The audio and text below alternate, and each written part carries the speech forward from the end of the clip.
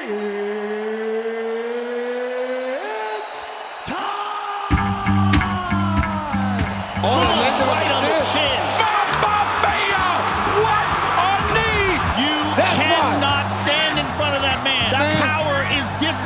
extraordinary. Another opponent. Whoa! What a head kick!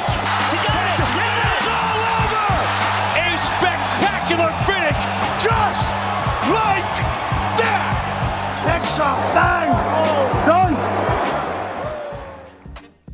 What's up, everyone? We're back with another episode of the Fight Corner, episode number 13. This week, taking a look back at Amanda Lemos taking on Virna Jandiroba from the UFC Apex.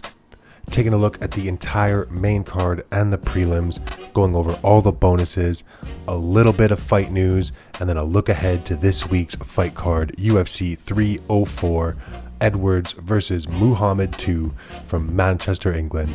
So without any further ado, let's get into this week's episode. In the main event, it was Amanda Lemos taking on Virna Jandiroba in the women's strawweight division.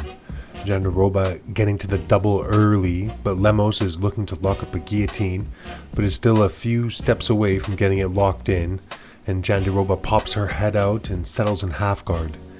Jandiroba doing a good job controlling from the top, but Lemos explodes and rolls Jandiroba over, looking to get on top, but Jandiroba reverses, putting Lemos back to the ground, but she rolls Jandiroba again, getting on top, but Jandiroba immediately attacks with a knee bar. Lemos defends and lands a hard elbow.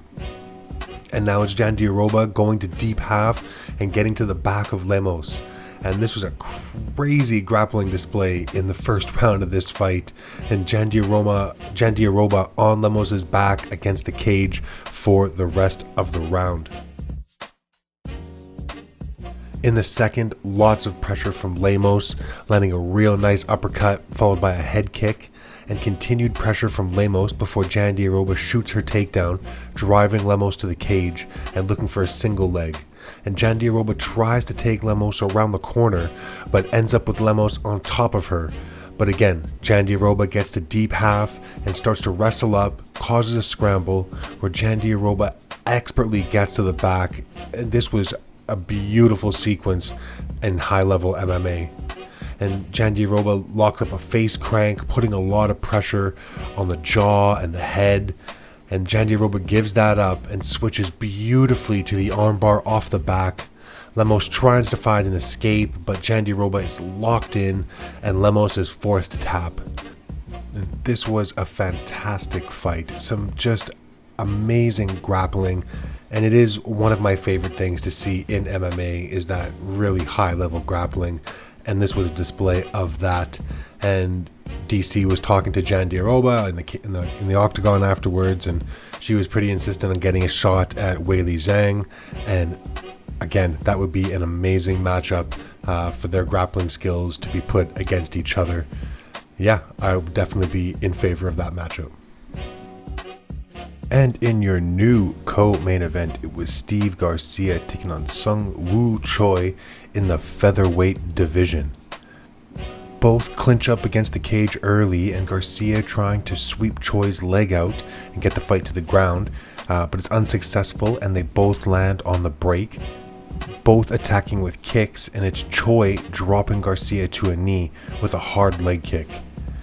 Garcia lands a hard left hook when closing in, and two more behind it, rocking Choi and then dropping him with a straight left, and Garcia jumps on top of him, smashing him with hammer fists and punches, and Herb Dean stops the fight at 136 of round number 1. And that's 4 stoppage victories in a row now for Steve Garcia. Things are looking real bright and his stock is very high right now. And in your feature bout, we had Kurt Holobaugh taking on Kaynan Kruschewsky in the lightweight division. Holobaugh landing some nice shots on the feet early before they clinch and both exchange hard knees against the cage, with Kruschewsky just missing the elbow before clinching back up, exchanging positions and trading knees again against the cage. On the break, Holobaugh lands some good punches and attacks the leg of Kruschewsky, who looks for the tie clinch and attacks to the body of Holobaugh. Holobaugh, again, looking for the takedown, but is defended by Kruschewsky, and they continue to clinch against the cage, exchanging strikes. They break to the center, and Kruschewsky lands a left hand to the body, with Holobaugh landing a right hand over the top in return. And Holobaugh crashing in with punches, landing several shots on the retreating Kruschewsky, who answers back with some hooks to the body and a left hand upstairs. They clinch up against the cage with both landing knees to the body, and Kruschewsky looking for the ninja choke and fires a knee up to the middle, fires a knee to the body right up the middle, and they both land in the clinch. In the second, Kruschewsky comes out strong, but Holobaugh lands a hard left hook in reply, and they continue to exchange before they clinch again against the cage. Kruschewsky tries to jump guillotine, but Holobaugh wrestles up and gets caught in a tight ninja choke though. But Holobaugh defends brilliantly by going to his back and then getting back to his feet, and Kruschewsky again jumps the guillotine but is unsuccessful. Holobaugh now on top, looking for ground and pound before Kruschewsky works back to his feet, eating an elbow and a right hand in doing so. And Holobaugh really pressuring Kruschewsky, trapping him against the cage and landing punches, but Kruschewsky fires back and getting the fight back to the center of the octagon. And both having a lot of success late in the round, but it's Holobaugh landing to the body several times before hitting Kruschewsky with a right hand upstairs, and he is very wobbly. And Holobaugh closes in, looking to finish the fight against the cage, but decides to go for the takedown and gets stuck in a tight looking guillotine before popping his head out and ending the round in top position.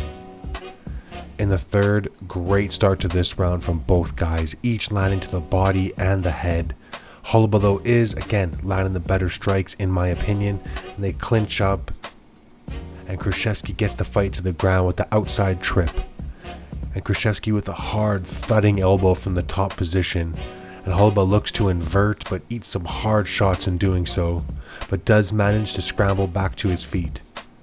Holobaugh still trying to keep the pressure on Kruschewsky, who shoots the takedown and gets no resistance from Holobaugh.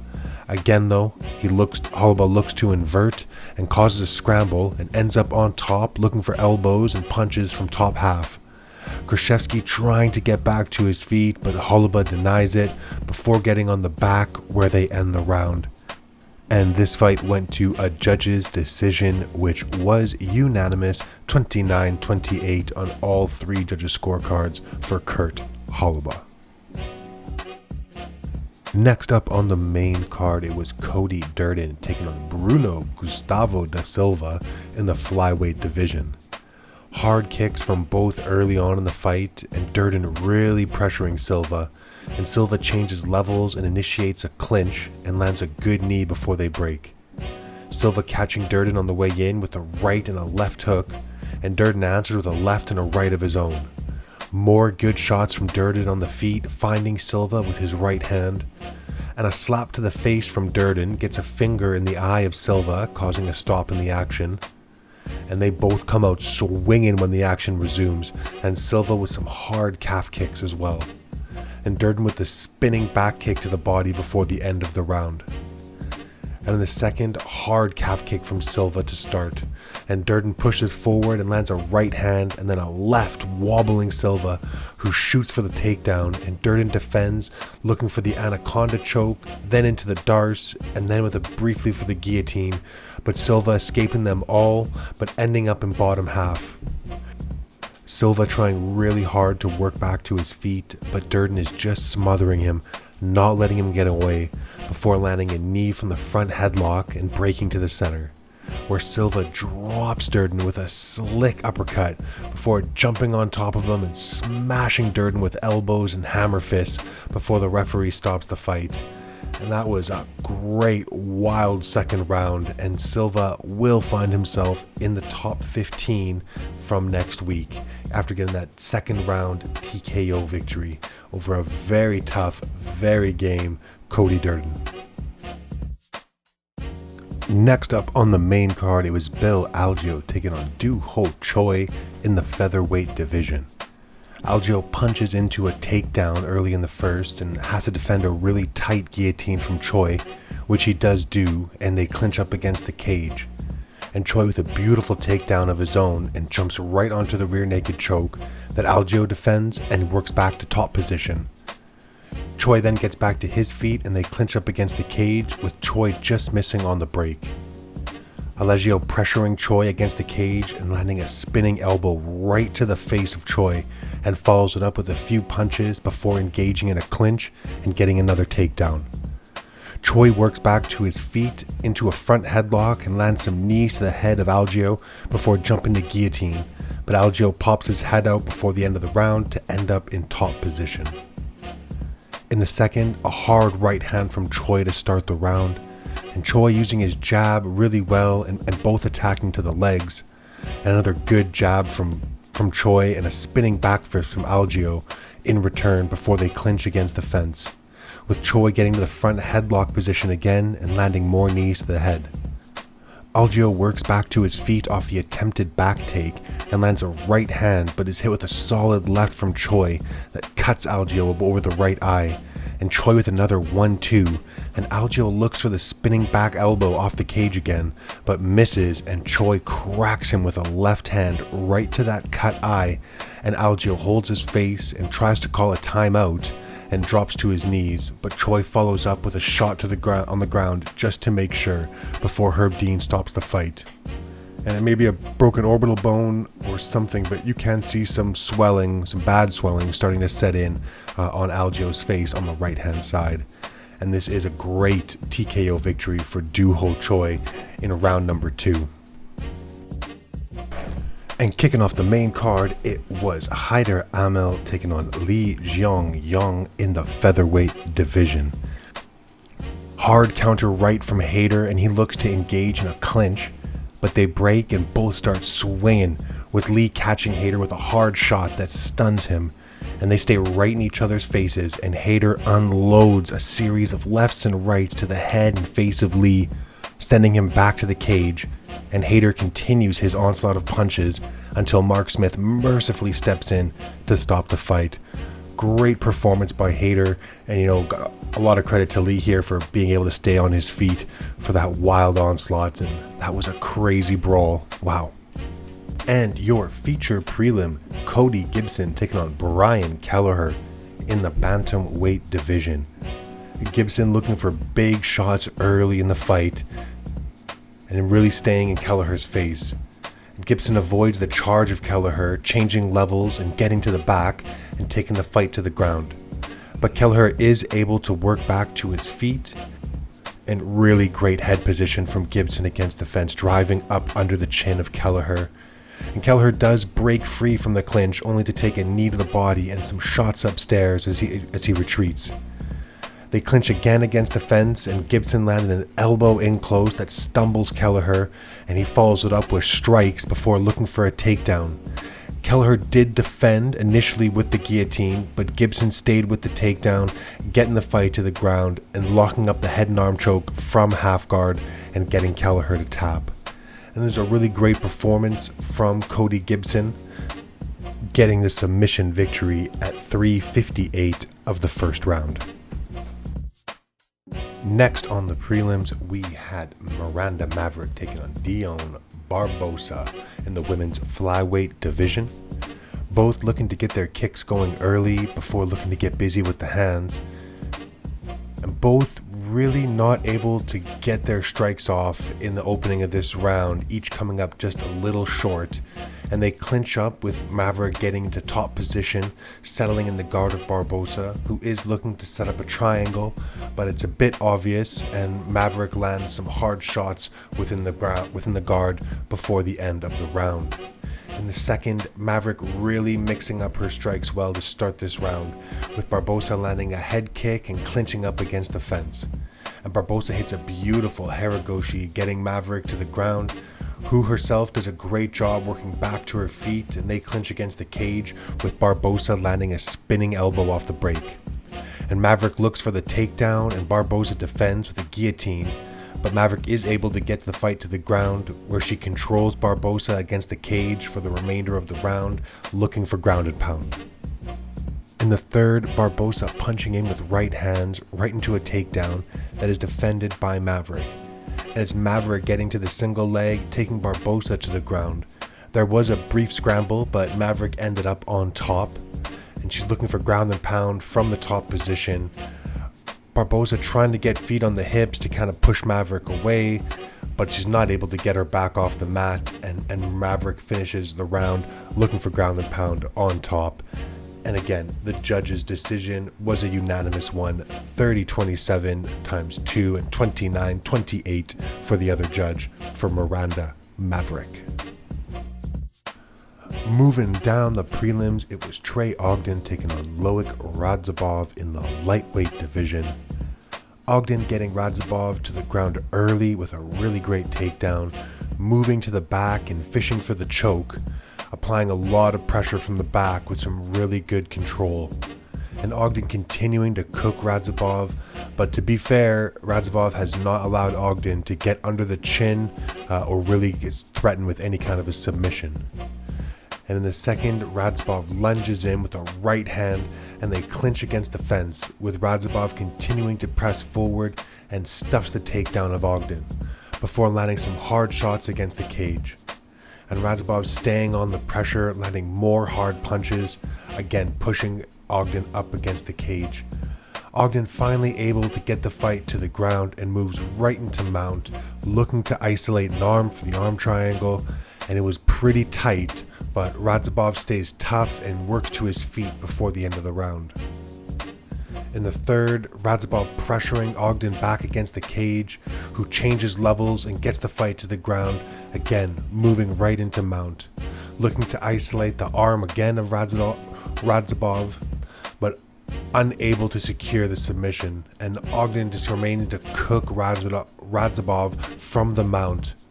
But Radzhabov is able to initiate a scramble to get back to his feet and start looking for ground and pound on Ogden, landing some heavy shots with some good punches and elbows from the top position. But it's not enough, as this one goes to a judge's decision, and it was 29-28 times 2 and 30-27 for the other judge, for Trey Ogden. Moving down the prelims, it was Lucie Pudilová taking on Luana Carolina in the women's flyweight division. Both looking to engage early, and a nice calf kick from Carolina. Pudilová just short on her punches, and Carolina looks for the head kick. Another high kick from Carolina, followed by a left hand, and Carolina pushes forward, cracking Pudilová with a left that I think cuts Pudilová just above the eye, and Pudilová clinches up and they exchange positions before Carolina lands a nice elbow on the break. Pudilová punches into space and Carolina clinches up with her, where she lands some good knees from the clinch and some hard shots on the break. Pudilová shoots the takedown. Carolina does get a knee up and seem to graze the head of Pudilová, who does complete the takedown for the end of the round. In the second, Carolina crashes in and gets caught with a left hand from Pudilová and a few right hands before they clinch against the cage. They battle for position, and Carolina lands another elbow on the break. Carolina still looking to use her kicks and a hard left hand to the body from Carolina. And Pudilová looking for the takedown, but it's stuffed by Carolina, and they exchange strikes in the clinch before Pudilová pushes Carolina against the cage. Both looking for knees from the clinch, and it's Pudilová landing a left hand off the break this time. And Pudilová looks for another entry to a takedown, but Carolina easily defends, keeping the fight on the feet against the cage, where Pudilová lands again on the break with the elbow this time. And they clinch up again, with both landing good shots to the body and the head, with Carolina looking for the elbow off the break this time.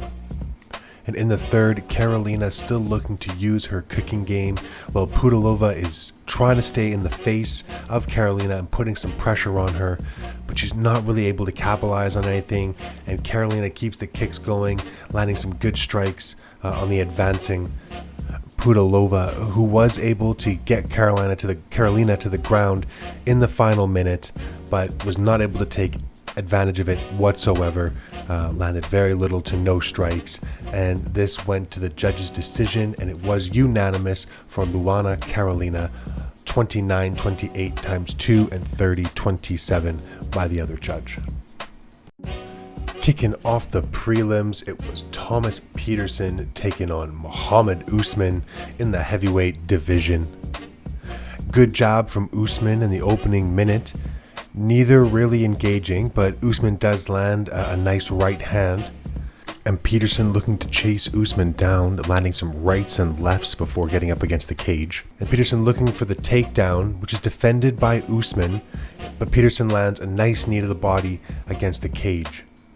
And a hard left hand from Petersen off an Usman miss, and Petersen looks to swarm Usman. Both are having moments of success, but Petersen is the aggressor, and Usman does seem a bit reluctant to fully engage.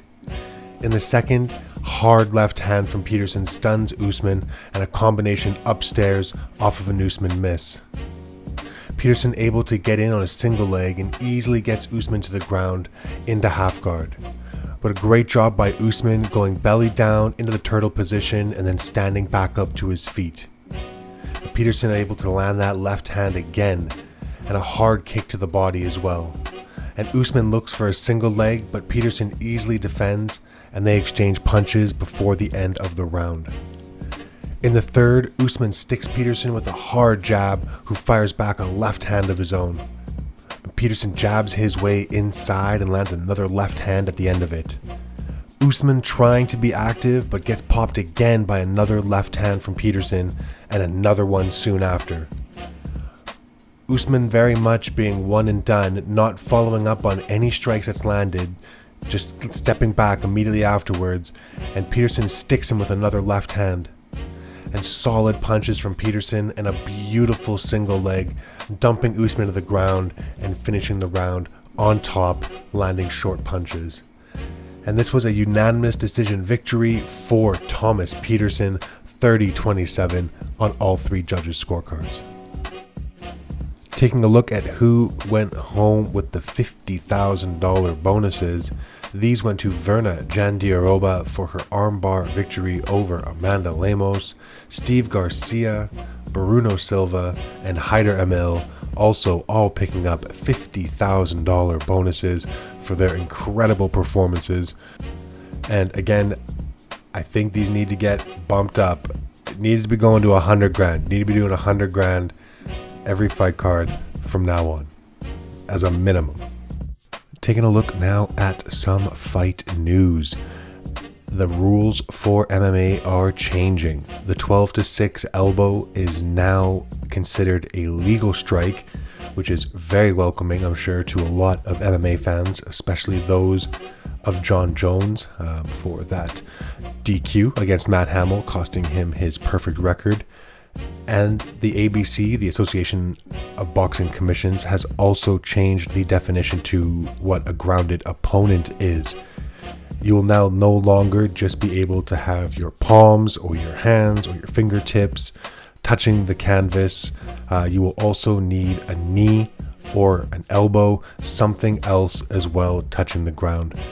Both very welcome rule changes. Both can have a big impact in MMA, and I think we're going to start seeing that as soon as they come into effect, which is going to be November 1st of this year. And I do think we're going to see an impact on fights right away from these. And in some rather upsetting news, the fight between Nick Diaz and Vicente Luque has been taken off the Abu Dhabi card due to one of the fighters having travel issues. Not too sure who that is. They didn't say which one. If history is anything to go by, it's most likely probably with the Diaz camp. But the hope is to get this fight rebooked at a later date. Nothing has been confirmed yet. And the new main event of Shara Magomedov taking on Mikhail Oleksiejczuk in a middleweight belt will take their place. In some recently announced fight news, the Funk Master Aljamain Sterling has announced he will be facing Movsar Evloev at UFC 307. Sterling, the former UFC bantamweight champion, made his 145 debut at UFC 300 in a very dominating display over Calvin Kattar, but will now be facing a very tough test going against the undefeated Evloev. And good fight. Very interested to see how this one turns out. And lastly, I really wasn't going to touch on this, but I feel like I have to. Conor McGregor has apparently fired Mike Perry from BKFC following Perry's loss to Jake Paul over the weekend. It was a pretty one-sided victory for Jake Paul and undoubtedly probably does look bad on BKFC, which Conor is now a part owner of, and I'm sure that their target audience are not fans of Jake Paul and probably don't want highlights of their champion being absolutely dominated by him in combat sports. But I'm pretty sure this is all kind of in jest. You can't really fire Mike Perry. He's basically the face of BKFC right now. But yeah, it was a very disappointing loss, and didn't want to speak about it, but here we are. Taking a look at this week's fight card from Manchester, England, it's UFC 304. Edwards Mohammed 2 for the welterweight championship. We've also got the interim heavyweight championship on the line with Tom Aspinall defending against Curtis Blades. Paddy Pimblett taking on Bobby Green, which will be a very entertaining fight. Muhammad Makayev taking on Manal Cape, which again, another very interesting fight. And rounding out the main card, it's Giga Chikadze taking on Arnold Allen in the featherweight division. Stacked main card. There are also great fights on the prelims and the early prelims as well, with Nathaniel Wood and Daniel Pineda, Mick Parkin and Lucas Bresky. Christian Leroy Duncan is going to be taking on Gregory Rodriguez. Great card, really looking forward to it. Wish I could be there myself, but alas, I will be relegated to the couch watching on TV. But it's going to be fantastic, and I can't wait to break down all those fights for you guys next week. And that does it for another episode of The Fight Corner. Episode 13 in the books, done for another event. Thank you all so much again for tuning in. It really does mean a lot. Don't forget to like, comment, share, and subscribe, and we'll be back with another video next week for UFC 304. So until then, peace.